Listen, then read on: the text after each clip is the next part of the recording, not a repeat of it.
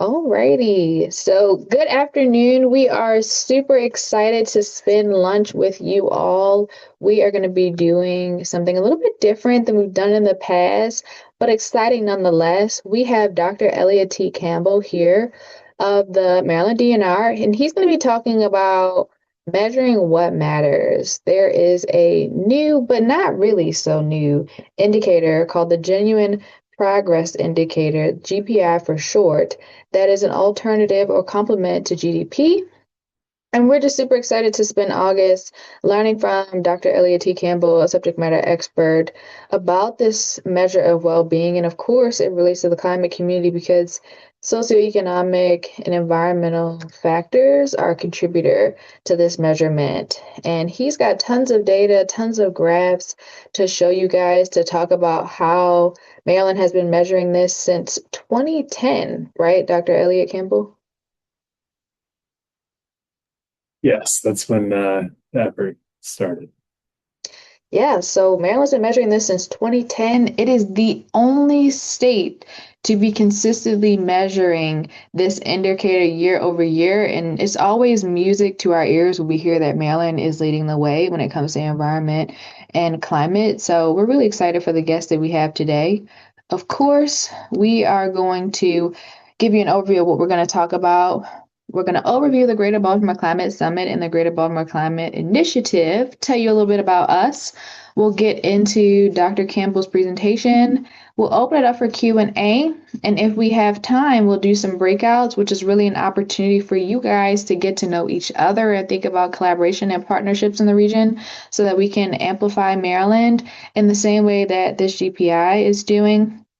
We'll do some recap, and then we'll close out. Sound good to everybody? Give me a thumbs up if that sounds good to you. All right, I'm seeing some thumbs up. Great, great, great. So let's talk about the Greater Baltimore Climate Summit. The Greater Baltimore Climate Summit is hosted by a committee of professionals and community members from the HBCU Environmental Justice Tech Collaborative, the Butterfly Effect, Morgan State University, Baltimore Metropolitan Council, Baltimore Green Space, and more local institutions. The summit is inspired by the California Strategic Growth Council and the Bullard Center for Environmental Justice in their way of building partnerships, putting funding toward building partnerships so that organizations can build capacity and ultimately regions can build economic development around equitable climate solutions. And so we are looking at those models in California and in the South and essentially bringing them to this region with an environmental justice lens at the very center of that economic development model. So we are all about growing organizational capacity, implementing equitable climate solutions, being a safe space for those hard conversations around all things, as you guys know, in the sector. And then we want to build organizational capacity again to make sure that organizations have the capacity to implement these solutions. None of this work happens without this incredible host committee. Some of the folks that are on our host committee this year aren't listed, but again, this is an incredible, incredible body of individuals. They are all subject matter experts. They know so, so much. They've worked in their spaces for so long, and they are just super generous in giving to this cause. So shout out to them. Chris Marshall is newly on our host committee. Shout out to him. Shout out to Eileen Singleton. I see you guys are on the call. Thank you, Dr. James Hunter, who's one of our partners at Morgan State and BSEC. We are just super grateful for everyone who has contributed to this initiative. Thanks, Scott Christensen, as well. I see you on the call. And let's kind of get into the fact that it's our third year. I can't believe that we are in year three of the Greater Baltimore Climate Summit. On the screen, you can kind of see some of the analytics and some of the things that we've been able to do. I remember Eileen when we talked in June of 2024, and then in 90 days, we had a full-blown summit, 400, almost 500 people registered. We partnered with 22 folks in the region, including Hilton, CQ, Environmental Defense Fund, and really kind of pulled ourselves up and figure out a way to make something like this happen in the region. Today, we have a network of about 740 environmental professionals and community members that we engage with on a regular basis. And so this work is really impactful, and we're really excited for year three. If you have a topic that you want to propose for our session this upcoming year, please, please, please, please scan this QR code, propose a session. We really want to hear from you. We also have volunteer and fellowship and poster opportunities. I'll put the website in the chat for you guys. But we're really excited about this third year, and we want all of you to be a part. Of course, we can't do anything without our partners. So again, I see Dr. James Hunter on the call. I saw Marissa had registered. Thank you, thank you, thank you to everyone who has been an institutional partner and helped us to really get this initiative off the ground and support and serve this region. So without further ado, what I want to do is introduce Dr. Elliott T. Campbell, who is the reason why we're all here today. Dr. Campbell, he directs the Office of Science and Research within the Watershed and Climate Services at the Maryland DNR. Maryland DNR is the Department of Natural Resources for the state. His expertise in systems ecology and the interactions between people and the natural environment. His work focuses on climate mitigation, quantification, and planning, along with ecosystem service, quantification, and tools to aid in integrating this information into decision making. So ultimately, that means he's super smart, okay, and he's been doing this work for a long time. He is the perfect person to tell you guys again about this incredible indicator that only Maryland is really keeping up with on an annual basis. So, shout out to Maryland for being a leader in this space at the intersection of the environment, social impact, and economics, but also shout out to Dr. Campbell for being the lead on this work. So, I'm going to hand it over to him. Thank you, Carrie, and thank you for the invitation to speak today. I'm really excited to share information about the GPI with you all at this, I think, excellent forum that has tremendous synergy between the information that the GPI provides and the goals of this group and this web series. And thanks to Chris Marshall for putting us in touch. I'll try to live up to the kind words that you gave in my introduction. So I'm going to be talking about Maryland and this genuine progress indicator and the work that we do to measure it. But I want to start by zooming out to the national level and taking us back to 2024, which is a time that I think many of us would prefer not to return to. But if you remember, around the 2024 national election, there was a lot of discourse around the economy and why people didn't feel like the economy was doing well, even though a lot of the traditional indicators like the job report and the gross domestic product, which we're going to talk quite a bit about, it seemed like they were doing pretty well. And that was the kind of the case that President Biden at the time was making, like, look at this, we're doing well. But the feeling throughout the nation was that we're not doing well. And President Trump offered an alternative, said he could fix it all, obviously couldn't. But that was in many of the post election autopsies, that was pointed to as one of the main factors. So why do we have this feeling that the economy is not doing as well as some of these traditional indicators would point to? I think there's a lot of factors there. GPI is not going to reflect all of them. People point to kind of a societal cohesion and erosion of that, and why is that? So I can't answer that completely today, but the GPI does measure factors that do contribute to that sort of thing, and is a much better indicator of our true well-being, the true progress within society than a lot of these traditional economic metrics. So I'm going to make that case with this talk, and I'll refrain from any national politics from here going forward, which I'm sure folks are happy about. So here's a measure of GDP per capita. So the amount of money circulating in the economy per the amount of people. And it's gone up over time, right? And this is controlled for inflation, so it's not just measuring inflation. So yeah, that looks great. We're all doing well, right?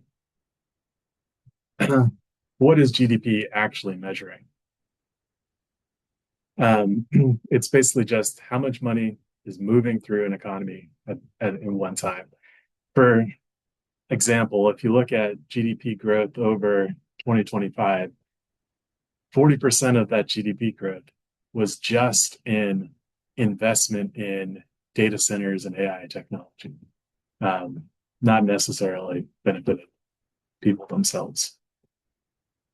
So it doesn't include externalities like pollution. It doesn't include the social contributions like volunteer work. It doesn't address social equity.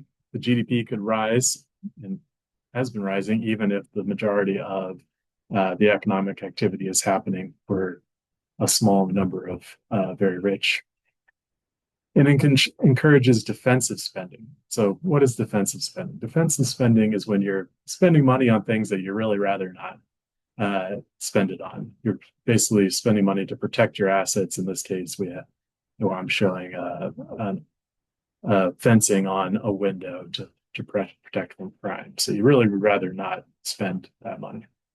And it enjoys, meaning that disasters make the GDP increase. So we've realized that GDP is not a great measure for a long time. And this is a speech from Robert F. Kennedy in 1968, just 1 month before Dr. King was assassinated and 3 months before he was assassinated, where he said, GDP measures everything except that which makes life worthwhile. This is, in my opinion, one of the great speeches in American history. He addresses social inequality, addresses the Vietnam War and American imperialism and all that sort of thing. I enjoyed revisiting that speech that he made at University of Kansas in preparation for this. And then even the guy who created GDP, the economist Simon Kuznets, created in early 1930s, he didn't intend the GDP to be this great indicator that we point to as progress. So his quote here is that he gave to Congress in 1934. The welfare of a nation can scarcely be inferred from the measurement of national income. So we kind of forgot that pretty rapidly and pointed to it as the main indicator of progress. So again, folks have realized this for a while, and there's a number of different ways that people have developed to measure progress and well-being, going from, of course, that GDP that was mentioned, GPI, which is still an economic metric. I'm going to show you numbers that are all boiling everything down to dollars. So you just still have to be able to measure it through an economic lens, which can be difficult in some cases, and there are definitely things that are left out, and we'll go into that. All the way to something that's more polling and subjective. So on the extreme end, you have the Gross National Happiness Index, which the country of Bhutan pioneered, but is grown to be used in other places around the world. And that's basically, you ask people what their opinion is on a number of different aspects of their life. And then the Happy Planet Index is kind of a combination. So it combines things like healthcare, life expectancy. There's an index in there for environment. I think ecological footprint is in there, so the amount of carbon that's being used. And creates a number, but isn't actually a dollar value. So all of these, except for the GDP, are in some way a triple bottom line accounting exercise, where you're pulling in factors that are social in nature, environmental in nature, and economic in nature to try and get at, again, that measure of well-being. So GPI, we propose it as a better metric of prosperity. It quantifies and values the impacts of economic activity from the perspective of the household. So instead of just looking at um, money that's being spent by corporations and governments, that sort of thing, we're looking at the money that's directly benefiting people at the household level. Um, and again, we're pulling in this triple bottom line accounting that considers income inequality, which we'll see is quite significant. And then non-market social and environmental benefits, and then as well as our costs. We're not just looking at the positive, we're also looking at the negative on the side. As Carrie mentioned, the GPI in Maryland is a pretty unique approach. It actually started prior to my involvement within state government. Sean McGuire was my predecessor here that really pushed this forward with the support of former Governor Martin O'Malley. So we're talking around 09, 2010.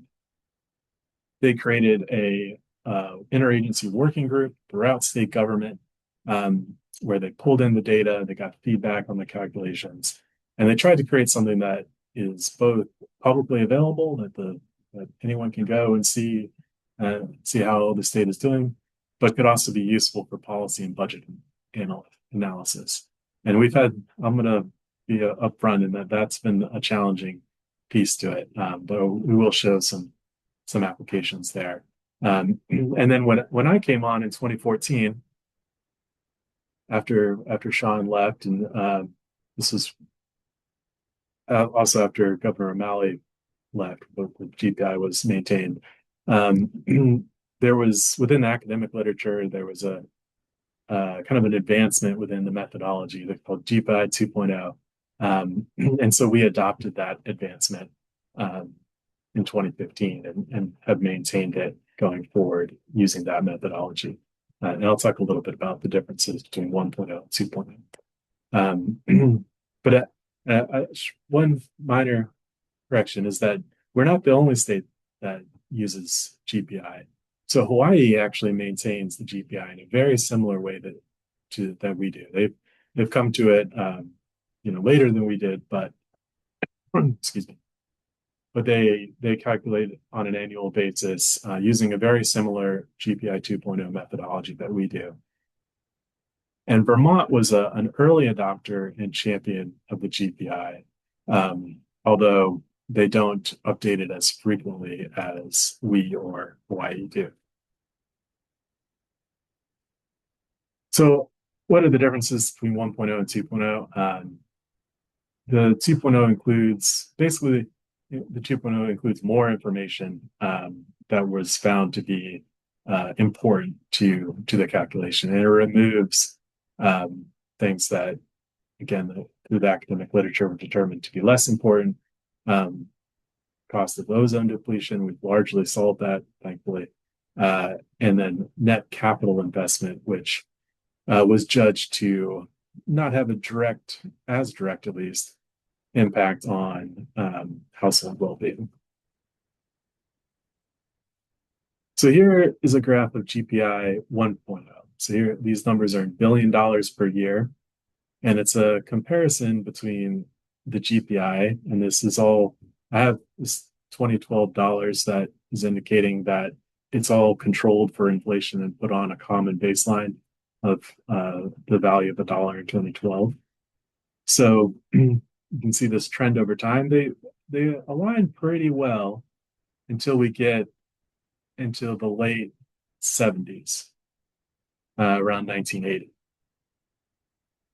And then they start to diverge. And if you look at the national scale, which do I have? I don't know if I have a national. Unfortunately, there hasn't been a GPI calculation done at the entire country level since 2010 or so. So that's why I didn't include it.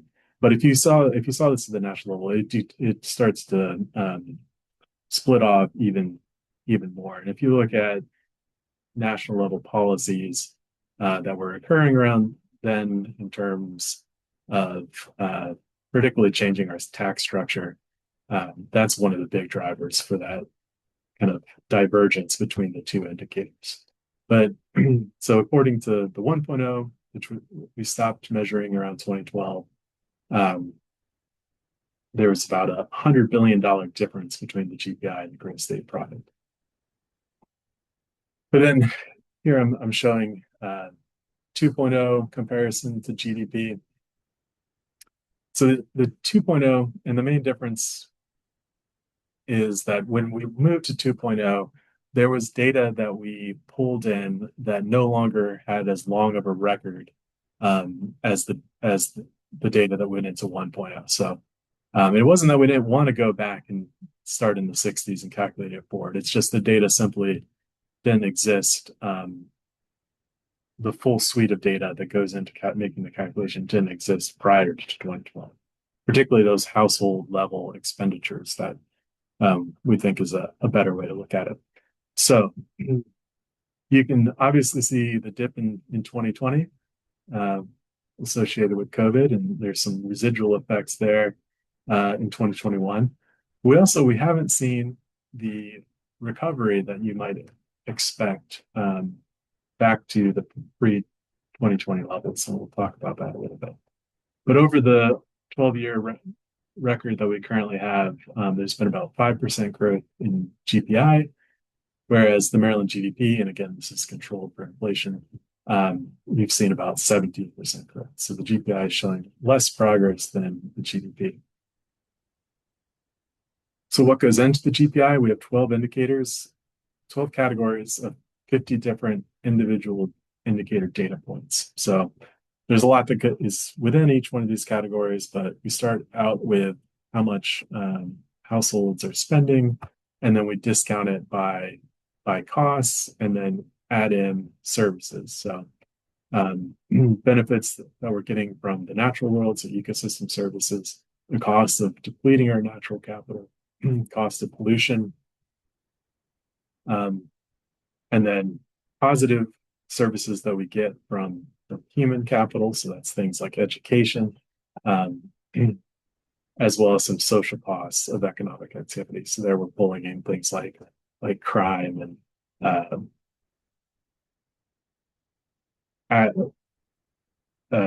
vehicle accidents, that sort of thing. So here's a description of kind of the discounting of household of consumption. We start out with the gross, so the total, and then we subtract the defensive expenditures, again, things you're spending that you really would rather not, things like the cost of legal services, healthcare, that sort of thing. Cost of consumer durables, which we do add in the benefits that you get from your consumer durables, the stuff that you own. So that is kind of compensated for on the positive end. And then additional costs down the road. So here's a breakdown of those benefits per capita. I should say, so, oops, sorry. We have the data through 2023. We typically we should have it through 2024. I wasn't able to, I'd hoped to have it for this presentation, but we didn't have any intern support. I've been lucky to have intern support to help me with this for the last couple of years as my responsibilities have shifted. So, but we're generally on a 2-year time lag, just because it takes 2 years for all the different agencies that are generating the data to make it available online. It used to be 1 year, and then after COVID, it's been 2 years to get everything. But still, we should have 2023, 2024, but 2023 is what we got here. So here are the costs, and here we can see income inequality is by far the highest cost, followed by the depletion of non-renewable resources. So this is fossil fuels that we're using. Pollution is significant as well. And then this one here, I'm sorry, the colors are not there, but this one here is the cost of commuting. So Maryland has either the highest, if we go back and forth between either having the highest or second highest time to commute in the nation.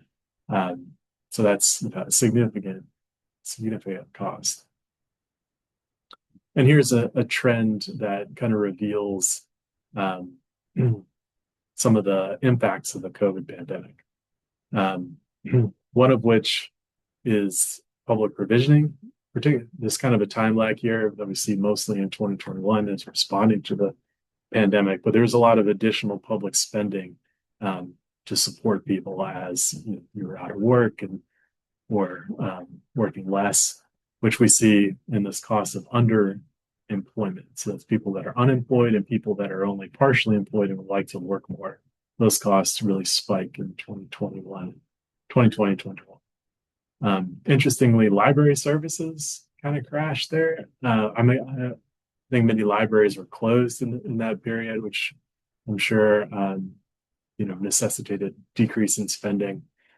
And then we see, again, with many places being closed or teleworking enforced, we had a decrease in greenhouse gas emissions, which fortunately only went up a little bit post 2020.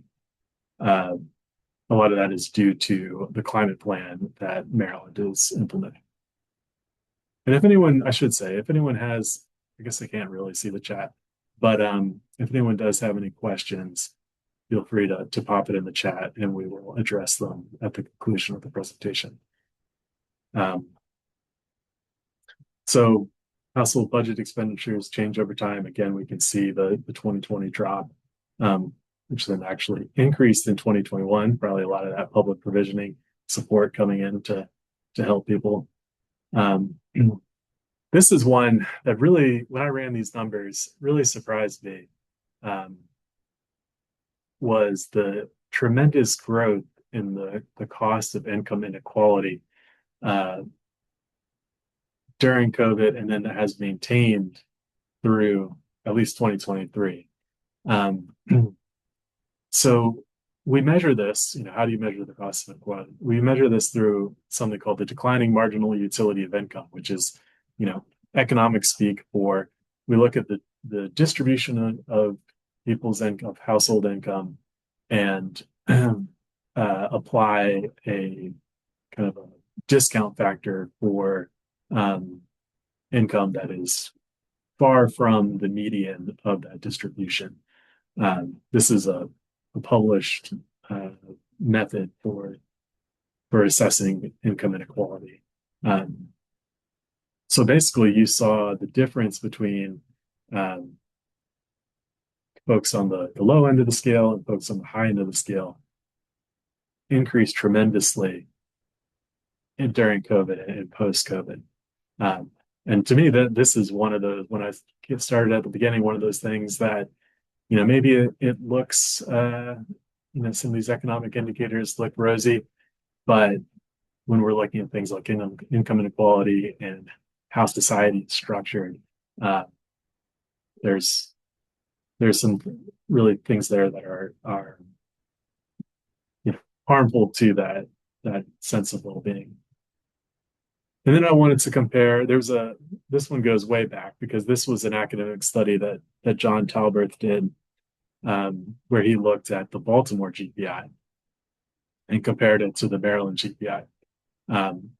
So in the Maryland GPI is about 30% higher in 2013 than the Baltimore GPI. And a lot of that is the actual, just the amount of spending, the consumption spending is much higher for Maryland overall on average. So as you'd expect, Baltimore on average is lower income.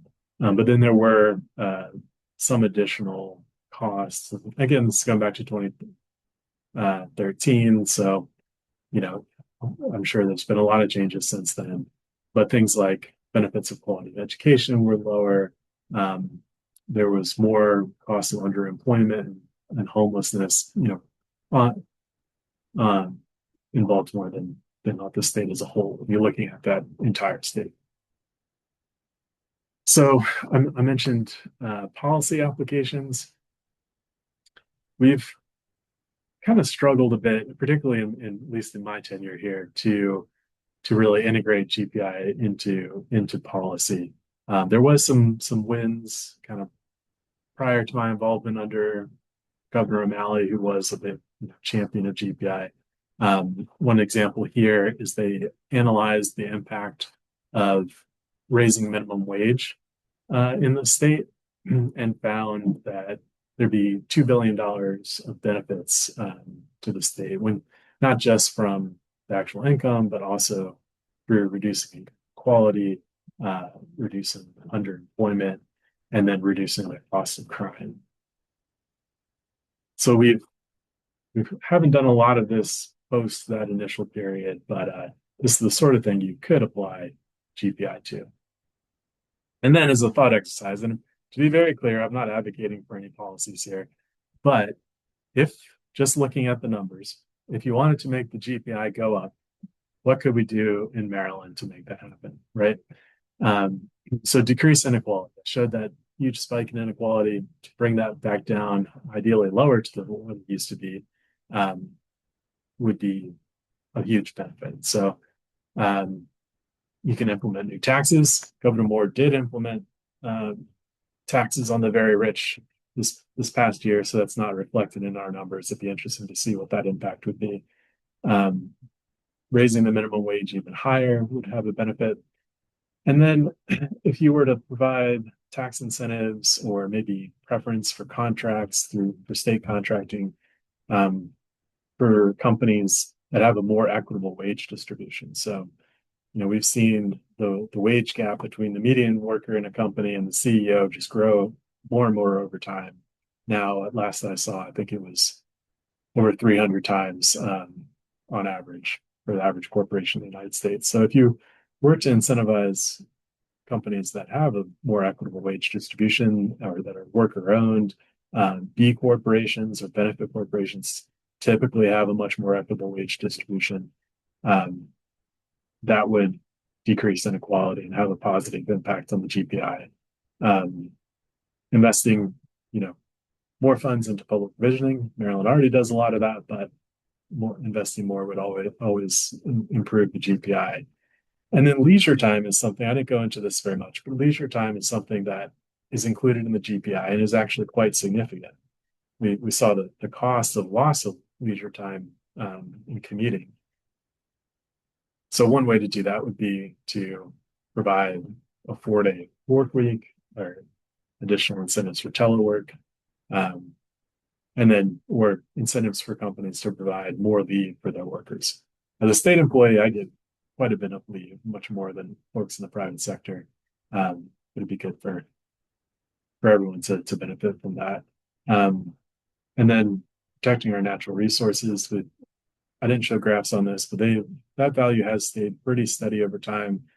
We in Maryland have some very strict laws to protect our wetlands and our forests, but investing even more in conserving those, restoring natural systems will increase our ecosystem services, and that will show up in the GPI.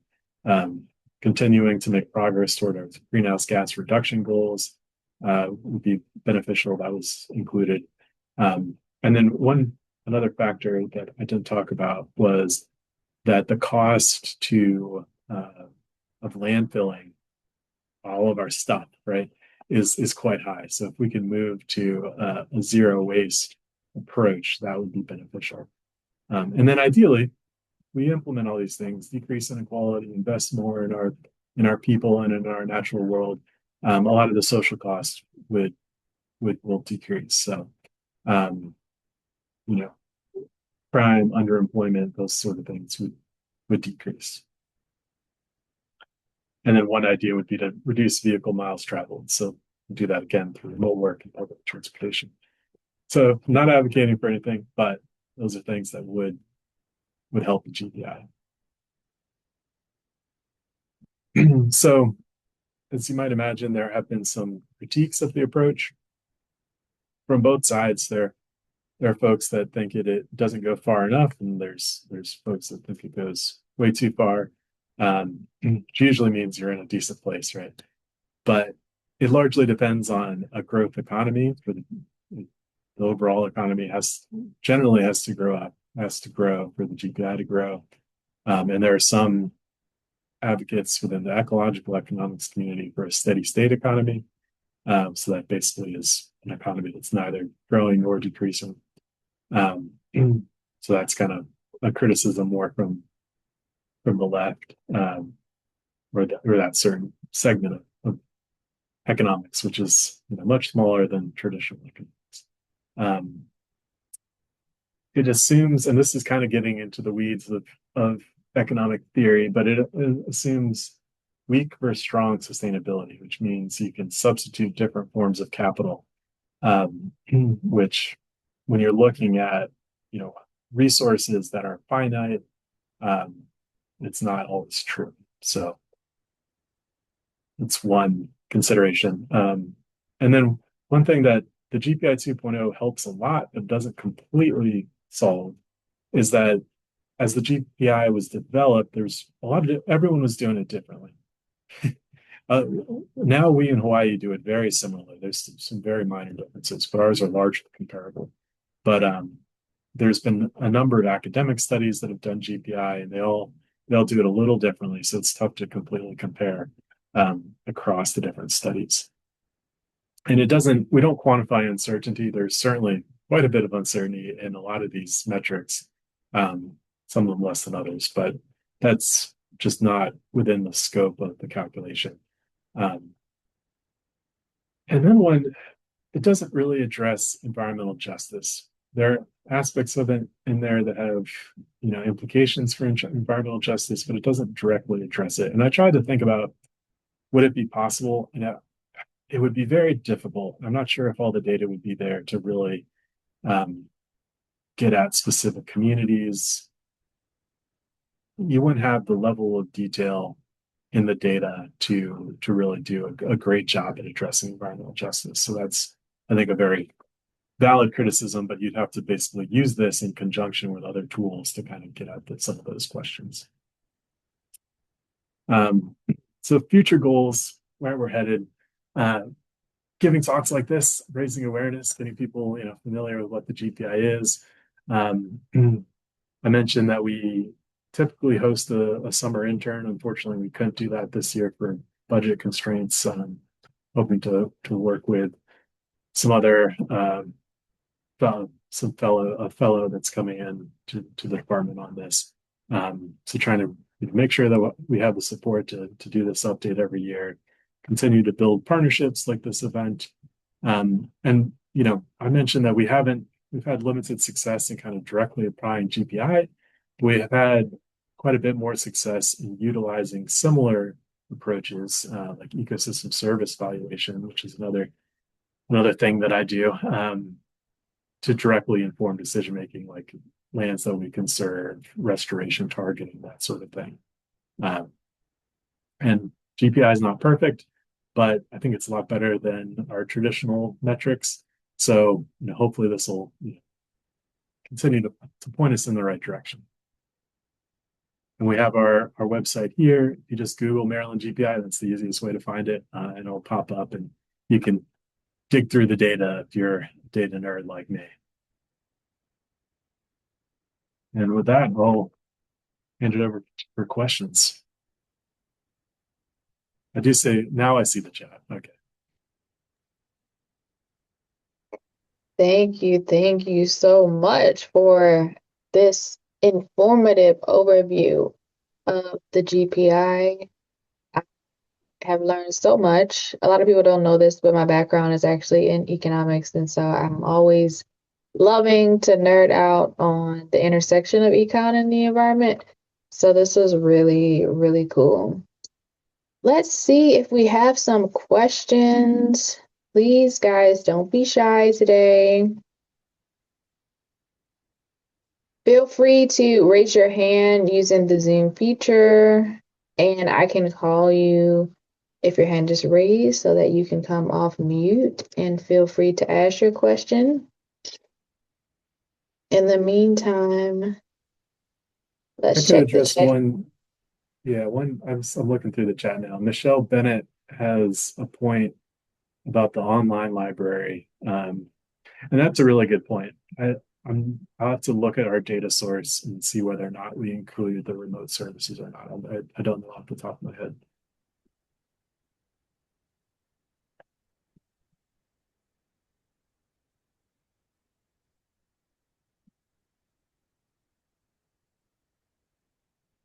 And then Chris has another.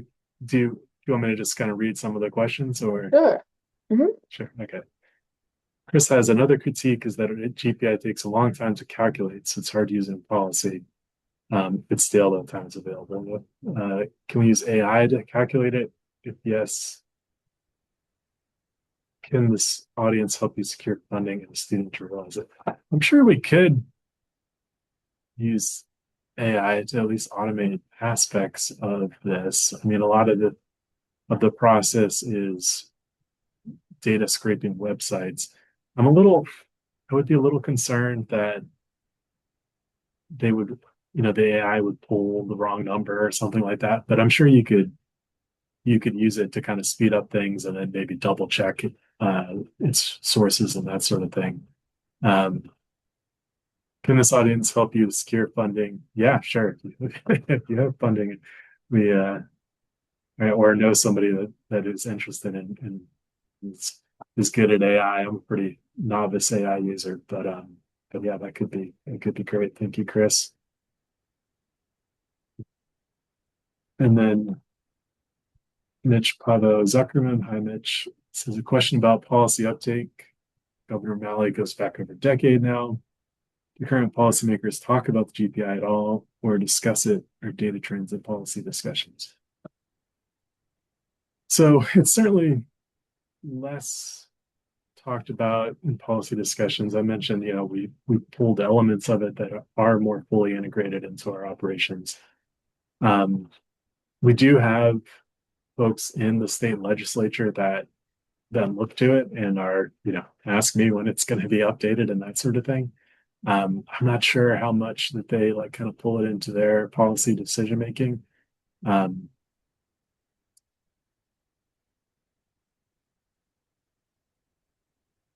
it would be nice if it, could be more fully integrated there. Like, Chris mentioned, it is a lot of work to do that sort of analysis. And I think I alluded to this in my talk. When I first started at DNR, this was close to 50% of my job. Now this is more like 5% of my job as I've, as things have evolved. Um, so unfortunately, like we really rely on that intern to do a lot of the legwork on it. Um, and then, I'll give some talks like this every now and again, but it's not a huge part of my day to day. Drill down to the county. Carol asks if it can drill down to the county or watershed skills. It can be done at the watershed, or no, sorry, watershed scale, no, county, yes. Like I showed the Baltimore city version. At one point, it was done for Prince George's County. Um, so yes, it can be done at the county level. Thanks for the folks that have to jump off. Thank you for joining. Hi, Eileen. Hi. Um, Hi, Elliott. This was really interesting. And I guess one thing I'm wondering is what can we do to help get the word out and get this used? I mean, it does seem like, if you're only spending 5% and then you're relying on an intern, doesn't that doesn't really help to get this out there in use. I mean, what can we do? Yeah, well, I mean, I am always happy to talk to people about the indicator and provide, any resources that folks would need. Um, you know, using the website, taking a look at it, and thinking about how it could be applied to your work, I think would be great. Or just, spreading the word in your circles about this information that does exist and um, thinking about how it could be useful. I mean, we have more demand for the information that would help, build support to put more time and resources into it.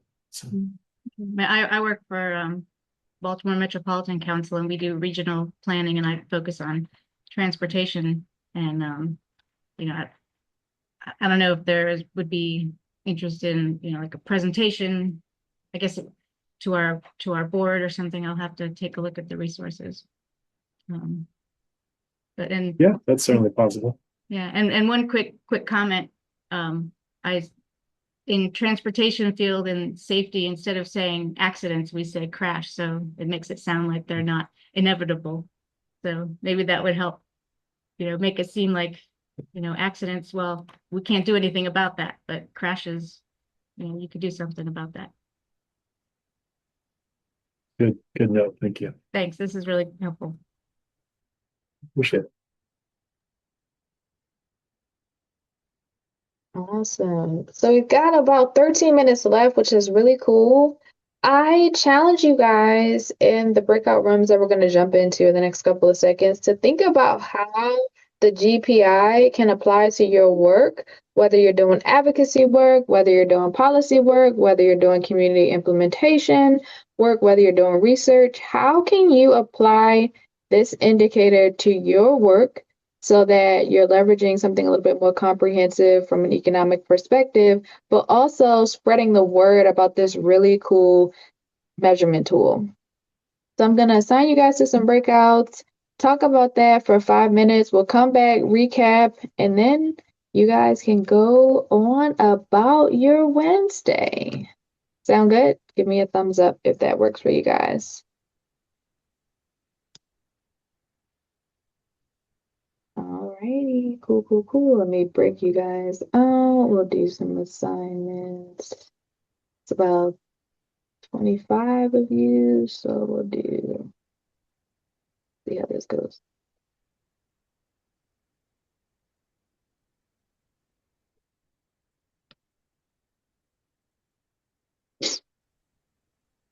Breakout rooms are open.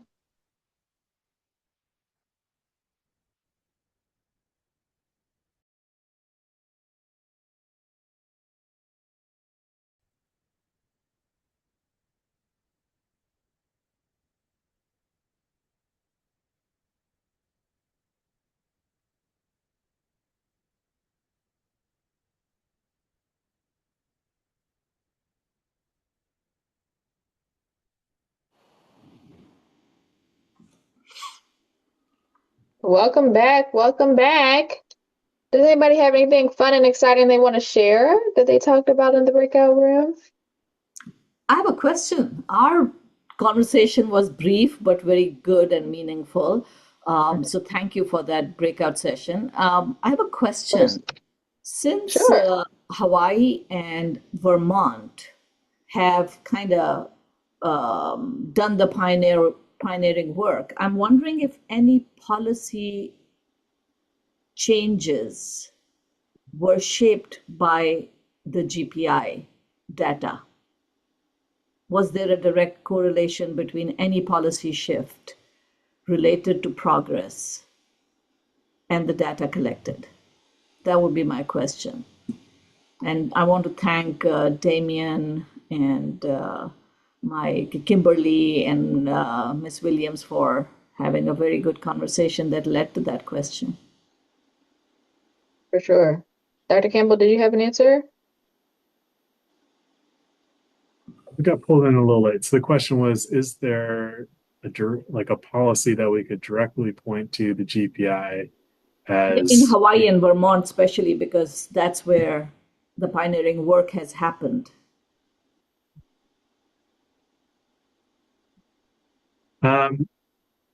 In Vermont, I believe so. I know Vermont, they had some language within their state law that certain legislation had to be looked at using GPI methodology. And I kind of alluded to this, but GPI is not always it's not always a straightforward process to go from this is exactly how we do it in the GPI calculation to this is what we use for policy analysis. And when I first started, we did think about how to create kind of like a template approach for doing that sort of thing. But there's a change in governorship, and that interest went away pretty quickly. So I'm not aware of. I can't point to a certain piece of legislation and say that this was it happened because of GPI. There's been a few things where, in Maryland that were supported by the GPI analysis, but the reason that it happened wasn't because of GPI. Awesome. Well, I thank you guys so much for your time during this lunch hour. Hopefully, you got a chance to eat something or drink something really cool. We are right now mapping the Greater Baltimore climate community. And so please look in the chat and see that survey link. We would love for you and your organization to join that ecosystem mapping study so that we can publish all the great individuals and organizations in the climate community. We also have a Google group, which has a little over 740 environmental professionals and community members in this region. So please connect with us. We share grants, job opportunities, internship opportunities, events, and all kinds of resources. We love to have you. And lastly, I put the link to the Greater Baltimore Climate Initiative website. Our summit is in November, and we would love to host you. So thank you guys again for your time. Have an amazing rest of your Wednesday and enjoy the weekend. Thank you. Thank you so much, Dr. Campbell. My pleasure. Seeing everybody. Thank you.